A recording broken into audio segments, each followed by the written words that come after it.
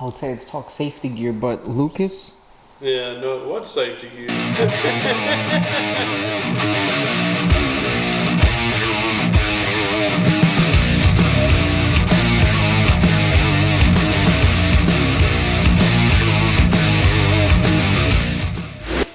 So now when I want a data log too, I just flip this.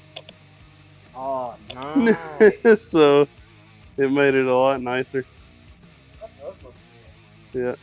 Yeah, Dad made it out with a mill.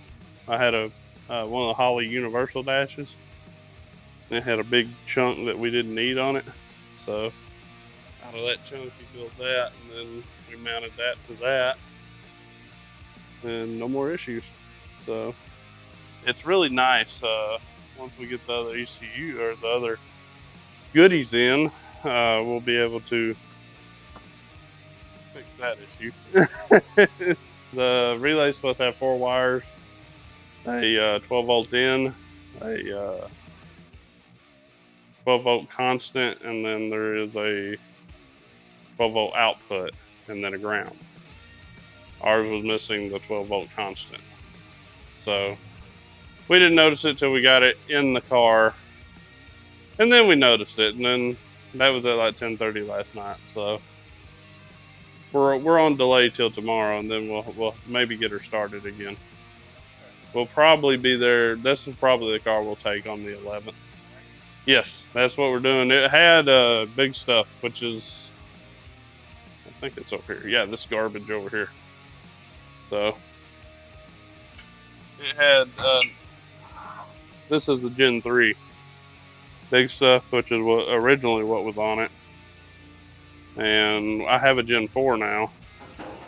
They don't have closed loop, and I don't like that. Now their new Gen 4 does have closed loop, and this is the old dash that was in it, a little race pack. If you remember the last time we were at the rental, the light went out in this, so I couldn't see my RPM. So it was not fun.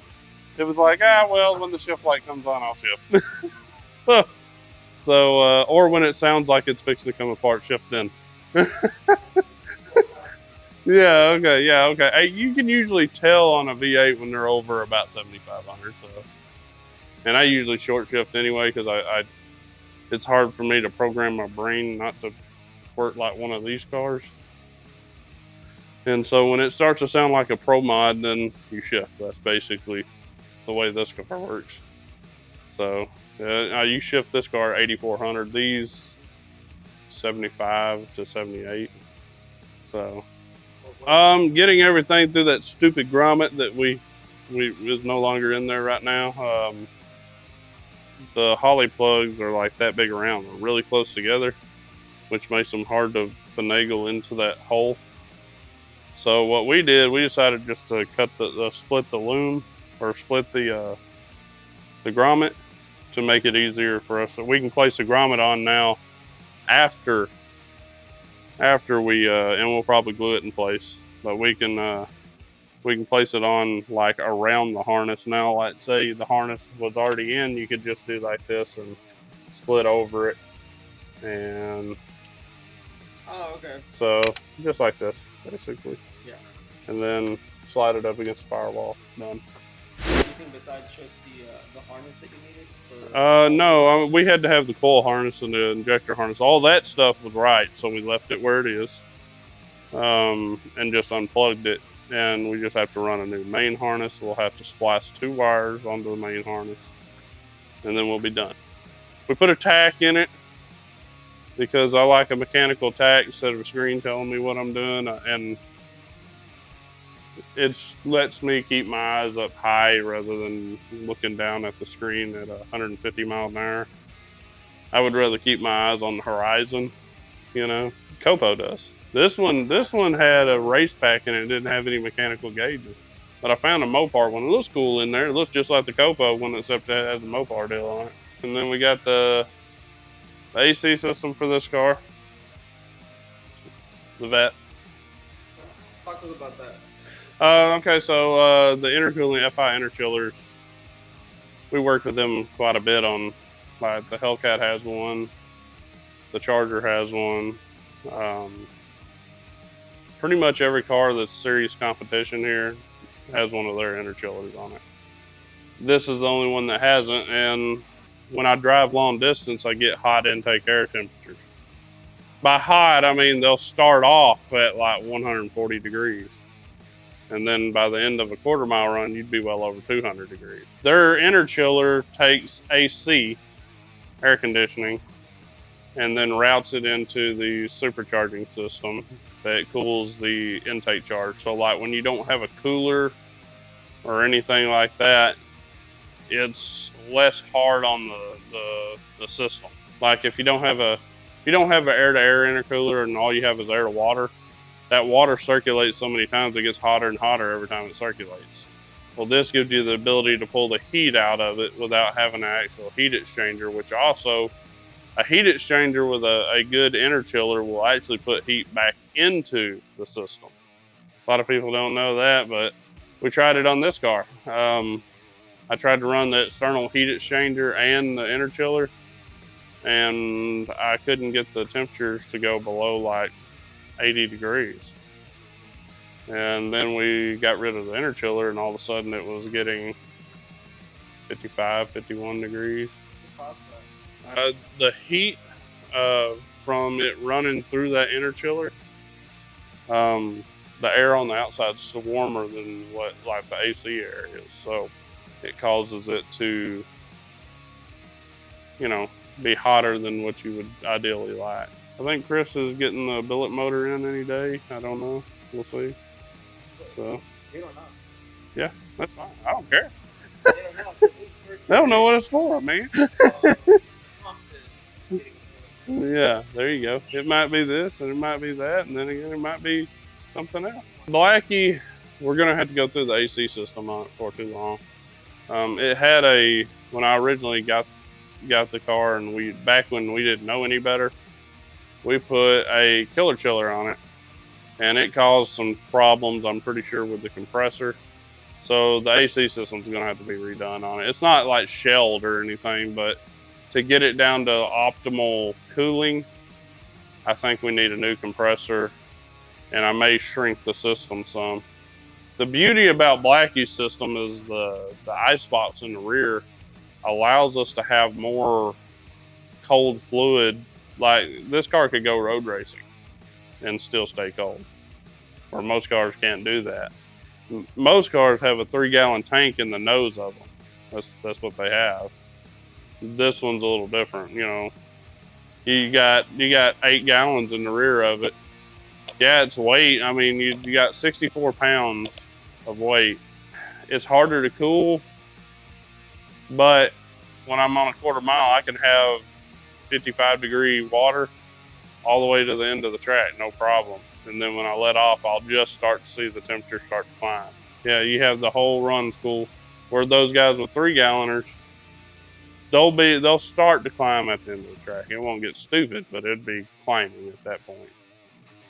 But 8 gallons, you should never have to worry about it. We're gonna put 17s on it too. I've got them over there. That way these were actually built for a red eye wide body, the tires that are on it now.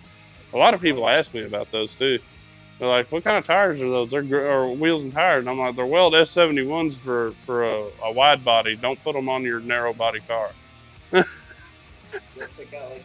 Yeah, it's like, it looks like, I mean, it looks cool, but it beats the paint off of the car, So it is in storage right now. Oh, okay. I haven't driven it in like a month. I was like,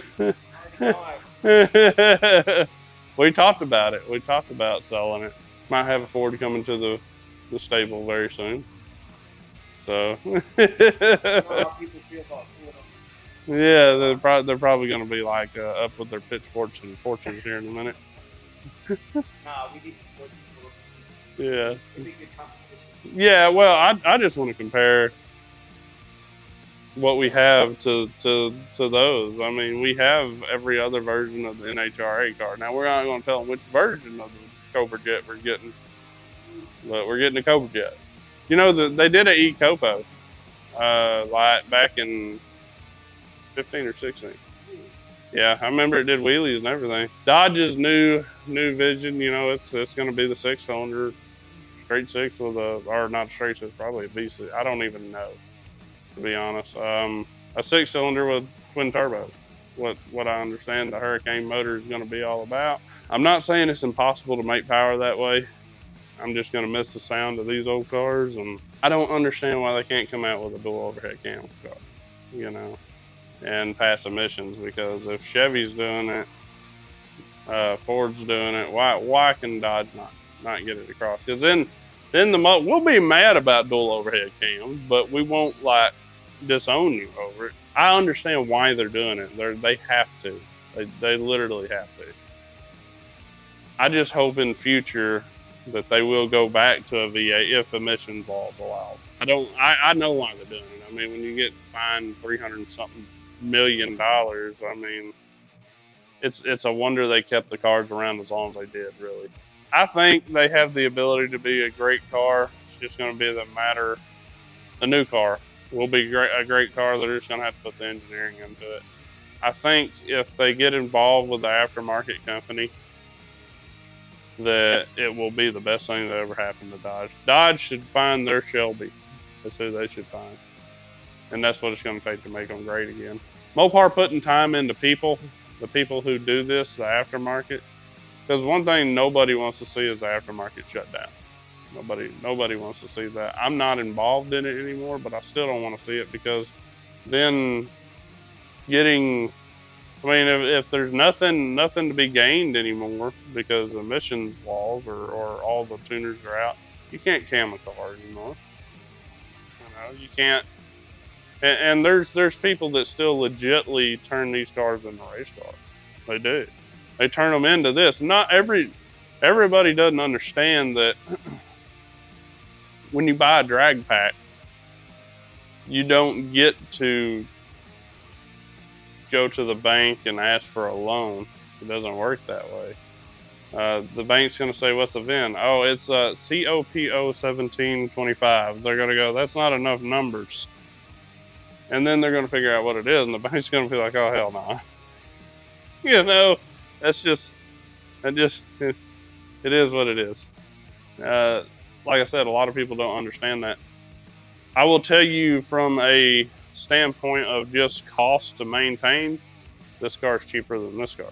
Why is that? Well, mainly because it's simpler to work on. I mean, everything in the front of it, I'll pop the hood on this car. So on this car, as you can see, is a lot of stuff in here. A lot's going on.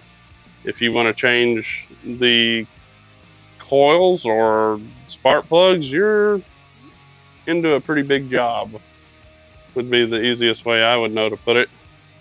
And part of it is these tall baffled valve covers.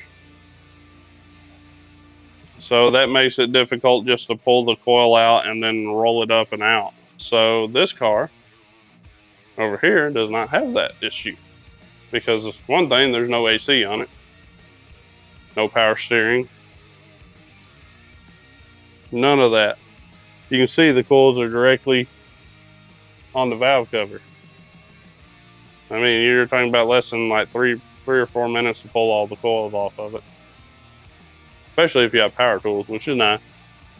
So, a lot of room. Yeah, a lot more room. Tons of room on this car versus the alternative. Basically, they're similar. This one is a VVT motor because emissions, and that one is a non-VVT motor. So there's no moving the cam, which most people lock these cams when they put a big cam in them or something like that. They'll lock the VVT out. Oh.